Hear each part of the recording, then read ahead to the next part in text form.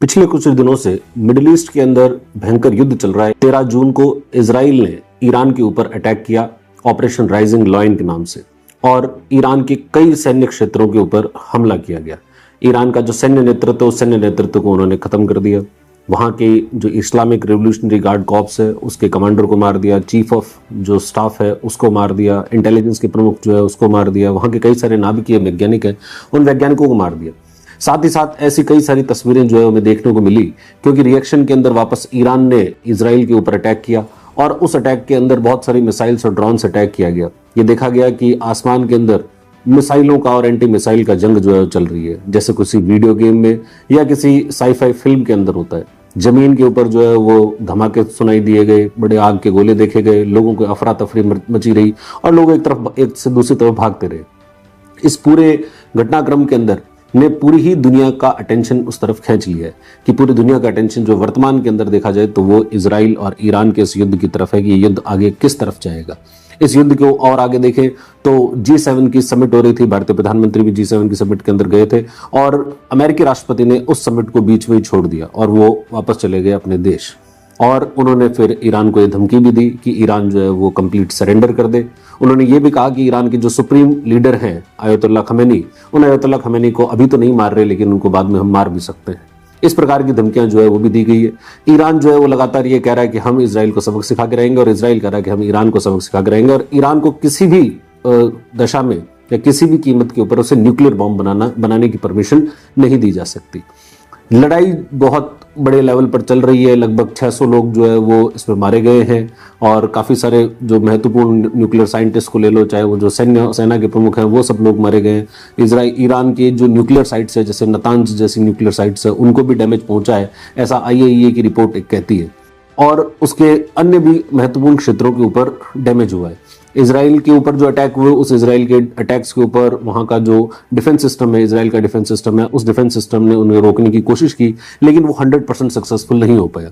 Israel का defence system जो है वो 3 लेयर का बना हुआ है, जिसके अंदर सबसे पहले लेयर के ऊपर आयरन डोम आता है, दूसरे लेवल के ऊपर डेविड स्लिंग आता है और तीसरे लेवल के ऊपर जो है वो एरो 1 और एरो 2 आते हैं। और ये जो मिसाइल डिफेंस सिस्टम है वैसे बहुत रॉबस्ट मिसाइल डिफेंस सिस्टम है, लेकिन एकदम से अगर 300-400 मिसाइल्स एकदम से मारी जाए तो उसके बाद में दुनिया का कोई भी मिसाइल डिफेंस सिस्टम उसको जो है वो रोक नहीं पाएगा। अगर आप 90 to 95% मिसाइल्स को रोक भी लोगे तो 5% मिसाइल जो है वो आपके यहाँ वापस अटैक करेगी, और जब वो अटैक करेगी तो उसका डैमेज आपको जो है वो भुगतना पड़ेगा।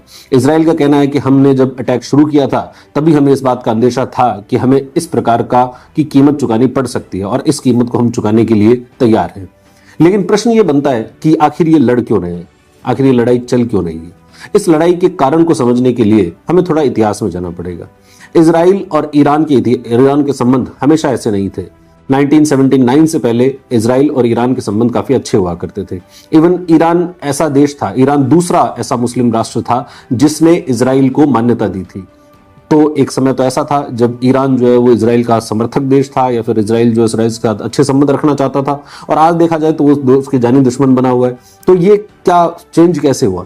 तो इसको अगर देखें तो 1979 से पहले ईरान के अंदर राजतंत्रात्मक शासन था, मोनार्की थी, और मोनार्की के अंदर वहां शाह रजा पहलवी का शासन हुआ करता था। ये जो शाह रजा पहलवी था इसका झुकाव पश्चिमी देशों की ओर था, USA और UK इनकी तरफ इनका झुकाव हुआ करता था, और उसने बहुत सारे वेस्टर्न वैल्यूज ईरान के अंदर जो है लागू किया। ईरान की वैसे देखा जाए सोसाइटी तो पुराने समय से ईरान की सोसाइटी काफी धार्मिक रही है और रिलीजियस वैल्यूज काफी स्ट्रांग रही है, लेकिन शाह रजा जो पहलवी था उसने लिबरल वैल्यूज को लागू करने की कोशिश की। उसने वहां पर ड्रेस कोड के अंदर जैसे बुर्का वगैरह है तो उसको बैन कर दिया। उसने वहां पर लैंड रिफॉर्म्स करने की कोशिश की, और जो धर्मगुरु हैं उन धर्मगुरुओं की शक्तियों को कम करने की कोशिशें भी की। और ये जो भी कार्य थे वो कार्य खासकर ऐसे लोगों को पसंद नहीं आए जिनका झुकाव धार्मिक रूप से कट्टरवाद की तरफ था। उसी में एक व्यक्ति था जिसका नाम था Ayatollah Ruhollah Khamenei. Ayatollah Ruhollah Khamenei जो है वो उस जमाने का एक बहुत बड़ा धार्मिक लीडर हुआ करता था, और उसने फिर इसका रजा शाह का विरोध करना शुरू किया। धीरे धीरे लोगों को उसको समर्थन मिलता गया, और जनवरी 1979 के अंदर एक बहुत बड़ी क्रांति जो है वो हुई, और उस क्रांति के अंदर लोग सड़कों पर आ गए, और उसके बाद में रजा जो पहलवी है उस रजा पहलवी को वहां से भागना पड़ा। उसने पश्चिम में जाकर USA में शरण ली, और तब से वहां पर राजतंत्र खत्म हो गया। राजतंत्र खत्म होकर वहां पर एक धर्म तंत्र हो गया, थियोक्रेसी जो है शुरू हो गई, यानी एक धार्मिक शासन शुरू हो गया। और धार्मिक शासन शुरू होते ही एक नई लड़ाई शुरू हुई। ये लड़ाई शुरू हुई प्रभुत्व की और अस्तित्व की। प्रभुत्व तो जमाना चाहता है ईरान। ईरान मुस्लिम वर्ल्ड जो है, उस मुस्लिम वर्ल्ड के अंदर अपने प्रभुत्व को जमाना चाहता है, जैसा कि वो मानता है कि पहले इसका प्रभुत्व ऐसा था। वो अपनी जो रेवोल्यूशन, यहां जो रेवोल्यूशन हुई थी, उसी रेवोल्यूशन को एक्सपोर्ट करना चाहता है दूसरे देशों के अंदर भी। और जो अरब राष्ट्र थे, वो अरब राष्ट्र ईरान के अंदर जो रेवोल्यूशन हुई उसको देखकर एकदम से चौंक गए। उनको ऐसा लगा कि कहीं ऐसी रेवोल्यूशन हमारे यहां पर ना हो जाए और हमारा जो राजतंत्रात्मक शासन है वो राजतंत्र शासन खत्म ना हो जाए। इसलिए वो सभी देश जो है वो ईरान के खिलाफ हुए। और इसी के अंदर जब वो पश्चिमी देशों का विरोध कर रहा था, खोमेनी जो है जब पश्चिमी देशों का विरोध कर रहा था, तो उसने कहा अमेरिका को भी हम खत्म करेंगे और साथ साथ में उसके साथ ही इजराइल को भी खत्म करेंगे। उन्होंने फिलिस्तीन के मुद्दे को उठाया और फिलिस्तीन का समर्थन करना जो है शुरू कर दिया। और वहीं से शुरू हुई इजराइल और ईरान, इन दोनों के बीच में लड़ाई। और उन दोनों के बीच में जो दुश्मनी है, वो दुश्मनी की शुरुआत वहां से हो गई। इसके बाद इजराइल ने भी ये कोशिश की कि किसी तरीके से ईरान को आगे बढ़ने से रोका जाए। और ईरान ने ये कोशिश की कि भाई अगर हम वाकई में इजराइल से पंगा लेना चाहते हैं या यूएसए से पंगा लेना चाहते हैं, तो हमें न्यूक्लियर वेपन्स बनाने पड़ेंगे। 1990 के दशक के अंदर उन्होंने न्यूक्लियर वेपन का अपना कार्यक्रम जो है, इस कार्यक्रम को शुरू किया। धीरे धीरे कई ऐसे न्यूक्लियर साइट्स बनाई गई, नतांज के अंदर, अराक में, फॉर्दो में ऐसी न्यूक्लियर साइट्स बनाई गई, जो न्यूक्लियर साइट्स जो है वो वेपन ग्रेड यूरेनियम जो उसको प्रोड्यूस कर सके। और धीरे धीरे ईरान अपने न्यूक्लियर प्रोग्राम में आगे बढ़ता गया। और इधर दूसरी तरफ इजराइल और जो यूएसए है, उस यूएसए ने उसके ऊपर आर्थिक प्रतिबंध लगाए, इसको दबाने की कोशिश की गई। 2003 में हालांकि ईरान ने घोषणा कर दी कि हमने न्यूक्लियर वेपन बनाना जो है वो बंद कर दिया। लेकिन जो यूनाइटेड नेशंस की इंटरनेशनल एटॉमिक एनर्जी एजेंसी है, उस एटॉमिक एनर्जी एजेंसी ने कहा कि नहीं, ईरान अभी भी अपनी न्यूक्लियर वेपन के कार्यक्रम में जारी है यार, वहां पर काम जो है अभी भी चल रहा है। और इसलिए सैंक्शंस लगे। इजराइल को बड़ा खतरा है अपने अस्तित्व को लेकर कि अगर ईरान के पास में न्यूक्लियर वेपन्स आ गए तो ईरान सबसे पहला जो न्यूक्लियर वेपन यूज करेगा इजराइल के विरुद्ध, और इजराइल को पूर्ण रूप से खत्म कर देगा। और इसलिए इजराइल जो है नहीं चाहता कि ईरान के पास में न्यूक्लियर वेपन आए। इजराइल ने ईरान के न्यूक्लियर प्रोग्राम को डैमेज करने के लिए पहले भी कोशिशें की है। 2010 के अंदर उन्होंने एक स्टक्सनेट नाम का कंप्यूटर वायरस बनाया और उस वायरस के माध्यम से उन्होंने एक साइबर अटैक जो है वो ईरान की न्यूक्लियर साइट्स के ऊपर किया, जिसके तहत उनके जो सेंट्रीफ्यूजेस थे, उन सेंट्रीफ्यूज को खत्म कर दिया गया। तो वहां पर एक डैमेज हुआ। उसके बाद में जब ईरान और जो पश्चिमी देश है, उन पश्चिमी देशों के बीच बातचीत का एक दौर चला। 2015 के अंदर एक नाभिकीय समझौता हुआ जिसको कहा जाता है joint comprehensive plan of action, जो कि यूनाइटेड नेशन सिक्योरिटी काउंसिल के 5 परमानेंट मेंबर और जर्मनी और साथ साथ में ईरान, इनके बीच में ये एग्रीमेंट हुआ, जिसके अंदर ईरान इस बात से सहमत हुआ कि अब हम आगे से नाभिकीय कार्यक्रम को रोक देंगे। सिर्फ नाभिकीय जो यूरेनियम, उस यूरेनियम का प्रयोग सिर्फ एनर्जी बनाने के लिए किया जाएगा। वेपन ग्रेड यूरेनियम जो उसका एनरिचमेंट नहीं किया जाएगा। 2018 के अंदर डोनाल्ड ट्रंप की जब सरकार थी, डोनाल्ड ट्रंप का जो पहला कार्यकाल था, उसके अंदर यूएसए उस नाभिकीय ये जो डील थी, उस नाभिकीय डील से बाहर निकल गया और उसने वापस ईरान के ऊपर जो इकोनॉमिक सैंक्शंस लगाने की धमकी जो है वो दी। इधर इजराइल ने 2020 के अंदर ईरान के ऊपर अटैक किया और ईरान का जो न्यूक्लियर वेपन का जो फादर है, जो सबसे बड़ा साइंटिस्ट था, उस साइंटिस्ट को उन्होंने ईरान के अंदर ही मार दिया। और इसके बाद में भी ईरान के बीच में और जो इजराइल है, इनके बीच में इस प्रकार की तनातनी जो है वो चलती रही। अभी वर्तमान का भी जो कॉन्फ्लिक्ट है, इस कॉन्फ्लिक्ट की शुरुआत भी इसी बात से हुई, क्योंकि 12 जून को आईएईए ने एक रिपोर्ट जारी की और इस रिपोर्ट में ये कहा कि ईरान जो है वो न्यूक्लियर वेपन बना रहा है और उसने न्यूक्लियर वेपन्स का जो यूरेनियम का एनरिचमेंट है वो लगभग 60% एनरिचमेंट कर लिया है। वेपन ग्रेड न्यूक्लियर वेपन बनाने के लिए आपका जो यूरेनियम है वो 90% का एनरिचमेंट होना चाहिए और 60% तक वो ऑलरेडी पहुंच चुके हैं, यानी वो न्यूक्लियर वेपन बनाने के करीब है।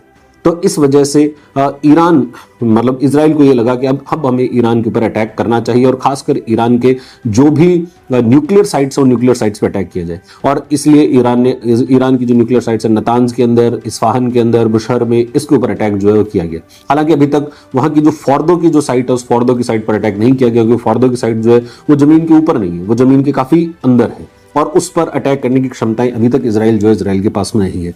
इजराइल का ये जो अटैक था उसका जवाब ईरान ने दिया और ईरान ने एक ऑपरेशन चलाया जिसको कहा गया ऑपरेशन ट्रू प्रॉमिस, और ट्रू प्रॉमिस के तहत अटैक किया गया। ये जो लड़ाई है सिर्फ न्यूक्लियर वेपन बनाने और वहीं की नहीं है। ईरान ने इजराइल के आसपास में भी भी ऐसे ऐसे जो समूह तैयार किए, जो समूह जो है वो इजराइल को परेशान कर सके या इजराइल को कंटिन्यूअसली एक वॉर के अंदर इंगेज रख सके। और इसको नाम दिया, ईरान ने नाम दिया उसको एक्सिस ऑफ रेजिस्टेंस। हालांकि इजराइल इसको कहता है एक्सिस ऑफ टेररिज्म। ये एक्सिस ऑफ टेररिज्म या एक्सिस ऑफ रेजिस्टेंस के अंदर कौन आता है? तो इसके अंदर इजराइल के पास में लेबनान, और लेबनान के अंदर एक आतंकी समूह है जिसको कहते हैं हिजबुल्ला। तो हिजबुल्ला जो है वो इस समूह का इसका पार्ट है। इसी के पार्ट के अंदर जो है वो हमास, जो कि गाजा पट्टी से ऑपरेट करता है। इसी के अंदर यमन से ऑपरेट करने वाला हुती विद्रोही है, और वो हुती विद्रोही भी इसी तरीके से काम कर रहे हैं। इजराइल के पास में देश है सीरिया, और सीरिया के अंदर पहले एक शासक हुआ करता था बशर अल असाद, और बशर अल असाद के साथ में शिया जो मुस्लिम हैं, उन शिया मुस्लिमों का एक मिलिशिया ग्रुप था, और वो मिलिशिया ग्रुप भी इजराइल के ऊपर अटैक करने के काम जो है वो करता है। और इन सब को मिलाकर कहा जाता है एक्सिस ऑफ रेजिस्टेंस या एक्सिस ऑफ टेररिज्म। और इनके माध्यम से भी इजराइल के ऊपर दबाव बनाने का काम जो है ईरान करता है। ईरान इन सबको फंडिंग भी करता है, और ईरान इन सबको हथियार उपलब्ध करवाने का काम जो है वो भी करता है, और इसलिए भी इजराइल और ईरान की दुश्मनी जो है दुश्मनी है। 7 अक्टूबर 2023 को इजराइल के ऊपर एक बड़ा आतंकी हमला हुआ, जिसके अंदर इजराइल के काफी सारे जो नागरिक हैं उन नागरिकों को हॉस्टेज बना लिया गया। हमास के द्वारा यह अटैक जो है किया गया। इसके बाद में इजराइल ने हमास के ऊपर बहुत बुरी तरह अटैक किया। हमास की सारी टॉप लीडरशिप जो उसको खत्म कर दिया, हिजबुल्लाह की टॉप लीडरशिप जो है उसको खत्म कर दिया। यमन के ऊपर भी अटैक जो है वो किए गए। जो इधर सीरिया के अंदर बशर अल असाद था, उस बशर अल असाद को कमजोर कर दिया गया, और बशर अल असाद जो है उसको सत्ता से हटाई दिया गया। यानी वो जो एक्सिस ऑफ रेजिस्टेंस था, वो एक्सिस ऑफ रेजिस्टेंस अब जो है वो कमजोर हो चुका है। अब उसके अंदर वो ताकत नहीं है जो कि ईरान ने बनाई थी। यानी अब जो लड़ाई ईरान चाहता था कि ईरान ये जो लड़ाई है वो ईरान के अंदर ना हो, ये लड़ाई जो है वो इजराइल के आसपास में हो, और इजराइल ने अपने आसपास वाले जो लोग थे उनको खत्म किया, और अब लड़ाई जो है वो ईरान और इजराइल के बीच में सीधी ये लड़ाई जो सीधी लड़ाई हो गई। दूसरी तरफ इजराइल क्या सिर्फ यूरेनियम को एनरिचमेंट या फिर सिर्फ एक्सिस ऑफ रेजिस्टेंस या टेररिज्म उसको खत्म करने का उद्देश्य है, या कोई हायर ऑब्जेक्टिव है? इस ऑपरेशन का नाम देखा जाए तो ऑपरेशन का नाम रखा ऑपरेशन राइजिंग लॉयन। आखिर ये नाम क्यों रखा? राइजिंग लॉयन जो है वो एक तरीके से दर्शाता है कि ये जो रजा पहलवी था, जो था मोहम्मद रजा पहलवी, उसके शासन को दर्शाता। उसका जो झंडा था, उस झंडे के अंदर एक लॉयन बना हुआ था। ये एक तरीके से उसको दर्शाता है। और इजराइल का जो लॉन्ग टर्म ऑब्जेक्टिव है वो है ईरान के अंदर सत्ता परिवर्तन करना। ईरान के अंदर ये जो धार्मिक शासन है, जो रिलीजियस वहां पर रूल है, उस रिलीजियस रूल को खत्म करना। वहां का जो वर्तमान का सुप्रीम लीडर है अयतुल्लाह अली खमेनी, उस अयतुल्लाह अली खमेनी को वो खत्म करना चाहते हैं कि अगर अयतुल्लाह अली खमेनी खत्म हो जाता है, ईरान के अंदर वापस एक लोकतांत्रिक शासन या कोई दूसरा शासन जो है वहां पर स्थापित किया जा सके, ताकि ये जो धार्मिक कट्टरवाद है वो धार्मिक कट्टरवाद वहां खत्म हो जाए, और इजराइल को जो संकट है, इजराइल को जो थ्रेट है, वो थ्रेट वहां पर पूर्ण रूप से समाप्त हो सके। इसलिए इजराइल का लॉन्ग टर्म ऑब्जेक्टिव जो है उस प्रकार से चल रहा है। और अगर ये युद्ध जो है जिस तरीके से आगे बढ़ रहा है, और अगर ये और आगे बढ़ता है, क्योंकि अगर इसमें अमेरिका का इन्वॉल्वमेंट हुआ, जिस तरीके से ऐसे इंडिकेशन ऐसे लग रहे हैं कि अमेरिका जो है इसमें इन्वॉल्व होगा, और अमेरिका इन्वॉल्व हुआ तो युद्ध जो है वो और ज्यादा खतरनाक हो जाएगा। अमेरिका को भी ईरान जो है अपना दुश्मन मानता है। ईरान ये कहता है कि America is a great Satan and the Israel is a little Satan. मतलब अमेरिका जो है एक बड़ा शैतान है और इजराइल जो है एक छोटा शैतान है। तो इसलिए अगर ये लड़ाई और आगे बढ़ती है तो इसके प्रभाव पूरी दुनिया पर ही होंगे, मानवता के ऊपर होंगे, और भारत के ऊपर भी इसके प्रभाव जो है वो होंगे। दुनिया के ऊपर तो सबसे बड़ा संकट इसके अंदर ये है कि अगर यहाँ के ईरान की जो न्यूक्लियर साइट्स और न्यूक्लियर साइट्स पर अटैक होता है तो वहां पर न्यूक्लियर लीकेज जो है वो हो सकता है, न्यूक्लियर कंटेमिनेशन जो है वो हो सकता है। वहां पर काफी सारे सिविलियंस जो है वो मारे जा सकते हैं, ईरान के अंदर भी और इजराइल के अंदर भी। भारत के दृष्टिकोण से देखा जाए तो ईरान की जो लोकेशन है वो स्ट्रेट ऑफ हार्मुज के पास में है। स्ट्रेट ऑफ हार्मुज जो है दुनिया के अंदर ऑयल सप्लाई का सबसे महत्वपूर्ण क्षेत्र है। वहां से ऑयल सप्लाई जो है दुनिया को होती है, और वो अगर स्ट्रेट ऑफ हार्मुज ब्लॉक हो गया और वो अगर युद्ध के अंदर चला गया तो इसके कारण अंतर्राष्ट्रीय बाजार में कच्चे तेल की कीमतें जो है बढ़ जाएगी, और उसका प्रभाव भारत के ऊपर निश्चित रूप से पड़ेगा। पिछले कुछ दिनों के अंदर ही कच्चे तेल की कीमतें 10% से ज्यादा जो है वो बढ़ चुकी है, और आगे भी इसके बढ़ने की संभावनाएं जो है वो देखी जा रही है। इजराइल के अंदर और ईरान के अंदर दोनों में भारतीय जो स्टूडेंट्स भी हैं और भारतीय जो सिविलियंस है वो भी वहां पर काम करते हैं। भारत के लिए ये भी महत्वपूर्ण है कि भारत के इजराइल से भी अच्छे संबंध हैं और भारत के ईरान से भी अच्छे संबंध हैं। ईरान भारत के लिए महत्वपूर्ण है सेंट्रल एशिया के साथ कनेक्टिविटी के लिए, रशिया के साथ कनेक्टिविटी के लिए, जो यूरेशिया का रीजन है उस यूरेशिया के रीजन से कनेक्टिविटी के लिए वहां पर चाबहार बंदरगाह है जिसका निर्माण हम कर रहे हैं। इसके अलावा जो international north south transport corridor है वो भी इसी ईरान से होकर गुजरता है। तो ईरान जो है भारत के दृष्टिकोण से काफी महत्वपूर्ण है। दूसरी तरफ इजराइल जो है वो भारत के दृष्टिकोण से महत्वपूर्ण है, क्योंकि इजराइल भारत का हर मामले के अंदर समर्थन करता है। इजराइल से हमको जो है सैन्य जो टेक्नोलॉजी है वो मिल रही है, इसके साथ में हमारे ट्रेड के रिलेशंस भी हैं, टेक्नोलॉजिकल कॉपरेशन के रिलेशन भी और स्ट्रेटेजिक कॉपरेशन के रिलेशन जो है वो भी इनके साथ में हमारे हैं। तो अगर ये युद्ध आगे खिंचता है तो भारत के लिए निश्चित रूप से ये काफी मुश्किल घड़ी जो है वो होगी कि इसके अंदर हमें किसका साथ दिया जाए, किसका नहीं दिया जाए। और पर लेकिन भारत इसके अंदर एकमात्र ऐसा देश है जो इस पोजीशन के अंदर है कि वो इसमें बातचीत जो है वो करवा सकता है, क्योंकि भारत के संबंध ईरान से भी अच्छे हैं और इजराइल से भी अच्छे हैं। भारत ही एक ऐसा देश है जो कि इजराइल से भी बात करता है और ईरान से भी बात करता है, वो रशिया से भी बात करता है और वो अमेरिका से भी वो बात करता है, वो पश्चिमी देशों से भी बात कर रहा है और वो अरब देशों से भी बात कर रहा है। तो इस वजह से इंडिया का रोल जो है इसके अंदर आने वाले समय के अंदर इंपॉर्टेंट हो सकता है। लेकिन इंडिया हमेशा से इस मिडिल ईस्ट के अंदर जो भी प्रॉब्लम चली हो उससे भारत हमेशा दूर ही रहा है और उसको दूर से ही देखने की कोशिश जो है वो कर रहा है, ठीक है। लेकिन अगर इंडिया को ग्लोबल लेवल के ऊपर बहुत इंपॉर्टेंट रोल प्ले करना है तो इस जो कॉन्फ्लिक्ट है, इस कॉन्फ्लिक्ट को हम पूर्ण रूप से इग्नोर नहीं कर सकते। भारतीय जनता जो है वो लगातार देख ही रही है, लेकिन भारतीय जो डिप्लोमेट्स हैं या भारत के अंदर जो राजनीतिक शासन है वो राजनीतिक शासन भी इसके अंदर कुछ ना कुछ देख रहा होगा कि इसको किस तरीके से डील किया जाए। आज की वीडियो के अंदर इतना ही। बहुत बहुत धन्यवाद।